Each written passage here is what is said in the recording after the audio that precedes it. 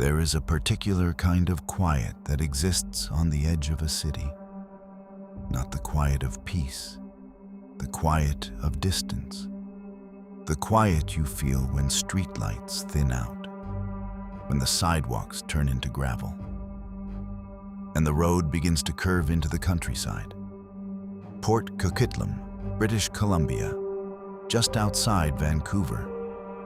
A place where farmland still exists in the shadows of a modern skyline. For decades, there was a property there that locals knew about. A pig farm, a sprawling, unkempt stretch of land where the air smelled of animals and machinery and wet earth. People talked about the farm the way people talk about places they don't fully understand. They mentioned the parties, the men who came and went at night, the strangers, the noise that didn't match the rural surroundings. But rumors are easy to ignore until someone disappears, and then another, and another. For years, women vanished from Vancouver's downtown east side, one of the poorest, most vulnerable neighborhoods in Canada. Mothers, sisters, daughters, friends. Some lived hard lives. Some struggled with addiction. Some worked in the sex trade. Many carried trauma that made survival a daily fight. They were reported missing, but the city didn't react like it would have if those missing women belonged to a different postal code. Their disappearances were filed away as runaways, as choices, as tragedies that happened over there. Until police walked onto that farm and discovered that over there was connected to everything. Because on that property, hidden behind rusted gates and decades of neglect, was evidence of something far darker than rumor. At the center of it all was a man who didn't look like a monster. He looked like a working-class farmer. Quiet, awkward, unremarkable. A man named Robert Pickton. And the investigation that followed would become one of the largest and most controversial serial murder cases in Canadian history. This is the story of the women who disappeared, the system that failed them, and the pig farm that became a symbol of everything that went wrong. This is the pig farm murders. Vancouver is often sold to the world as a postcard. Mountains, ocean, glass towers reflecting sunlight, a city known for beauty. But like most major cities, Vancouver has another face. The downtown east side. Locals call it the DTES. It's an area where poverty is visible, where addiction is common, where mental illness goes untreated, where people live in single-room occupancy hotels that feel like they're held together by time and desperation. In the 1990s, women began disappearing from this neighborhood. And at first, the disappearances didn't feel like a pattern. They felt like what people had been trained to accept. That women in crisis sometimes vanish. That life on the margins is unstable. That people drift. But families didn't accept that. Families reported daughters missing and were told to wait. Friends posted flyers and were told the women were probably partying. Community advocates pushed for action and were told resources were limited. And in the background, the list of missing women grew. Not all of them had the same story. Some were Indigenous, some were white, some had children, some were barely adults. But they shared something important. They were vulnerable. And when vulnerable people disappear, predators pay attention.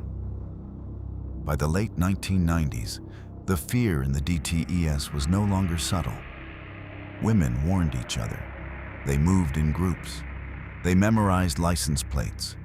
They learned which men offered rides and which men seemed too eager. But survival strategies can only do so much when the danger is systematic. Because the real threat wasn't only the person taking the women. It was the environment that made it easy. A city that didn't panic, a public that didn't pressure, a system that didn't move with urgency. And that's how you create the conditions for a predator to operate for years. Because when no one is looking hard enough, a person can do terrible things and feel invisible. Robert William Pickton was born in 1949. He grew up on a farm in Port Coquitlam, a semi-rural area outside Vancouver. The Pickton family raised pigs. It was hard work, dirty work, and it shaped the kind of life Robert would live. He wasn't the type of man who stood out in a crowd. He didn't radiate charm. He wasn't known for intelligence. He didn't seem like the kind of person people expected to become the focus of a national investigation. If anything, he blended into the background of rural life. Over time, he and his brother became known locally, not as pillars of the community, but as strange figures tied to a property people whispered about. The farm was messy, unkempt, a place that didn't feel open or welcoming. And then the parties started becoming part of the story. There were gatherings connected to the property.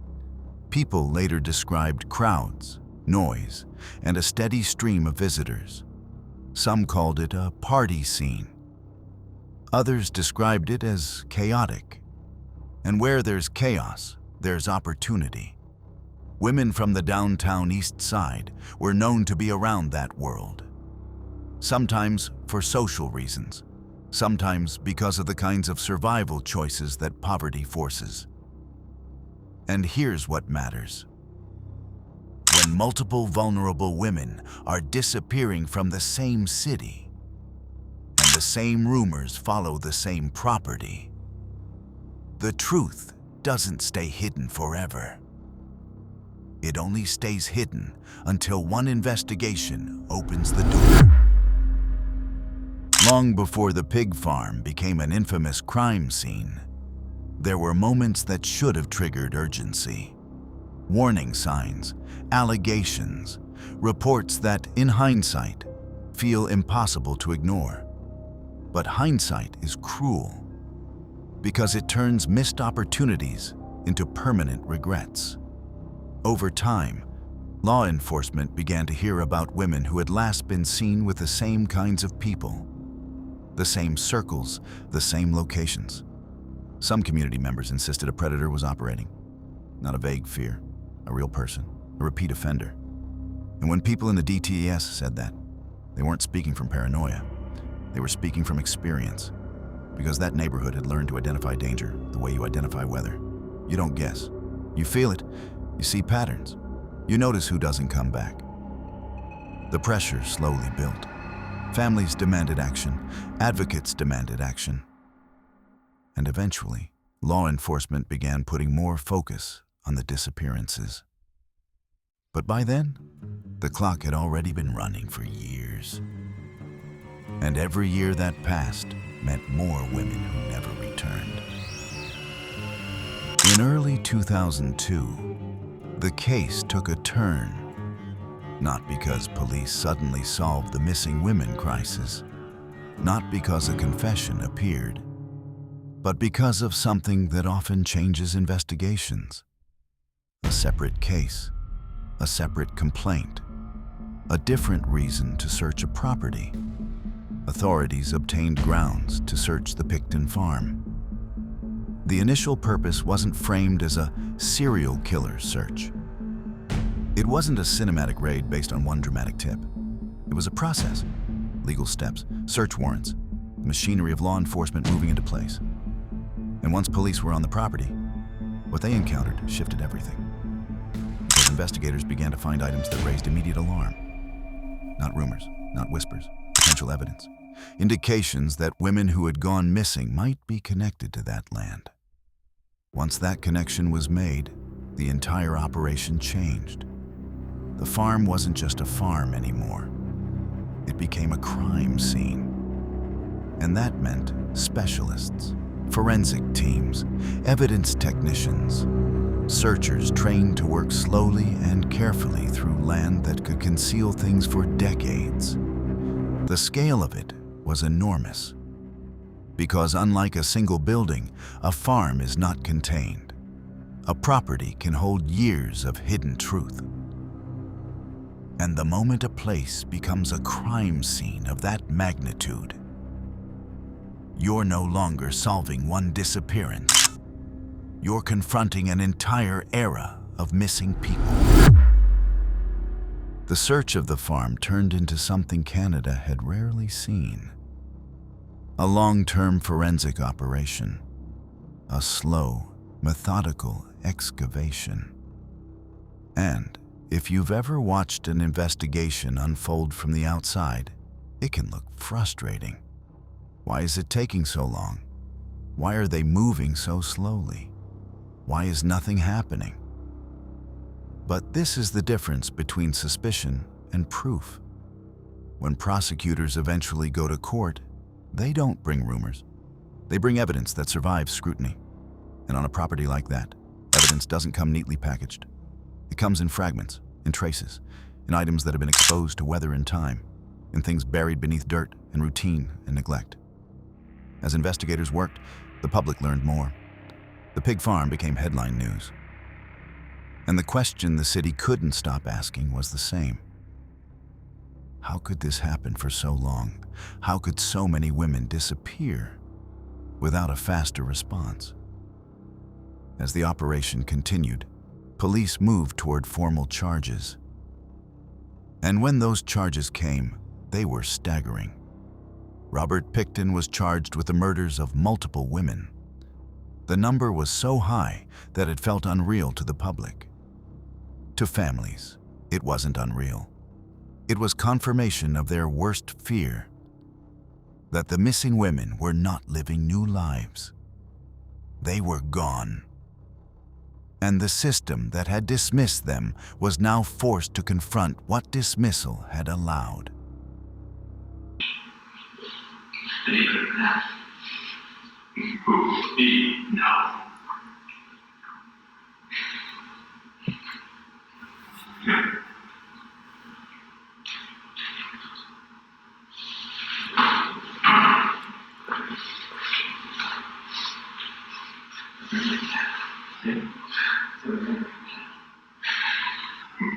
No shit. I started fucking pretty good.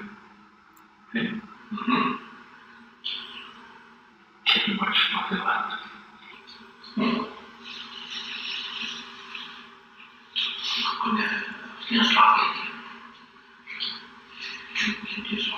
Really?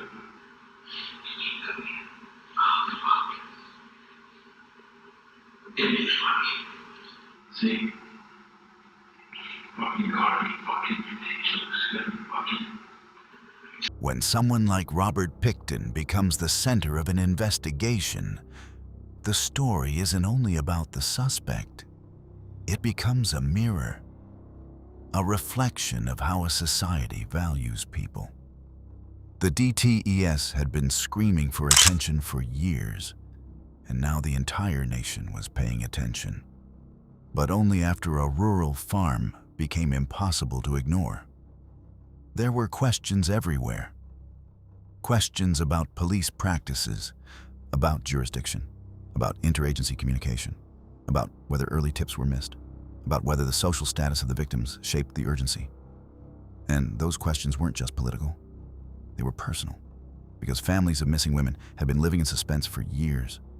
They had been told to wait, to be patient, to accept uncertainty. And now they were watching the farm search become a national event. That contrast felt like cruelty. Because the truth is simple. When missing people are treated like they're disposable, predators notice. When a city shrugs at vanishings, a killer gains confidence. And when a neighborhood's pain becomes normalized, tragedy becomes routine. The Pickton case didn't just expose a killer. It exposed a hierarchy of concern. Pickton was charged with an extraordinary number of murders. The case quickly became one of the most complex criminal prosecutions in Canadian history. But here's something the public doesn't always understand. Charging someone is not the same as proving everything in court.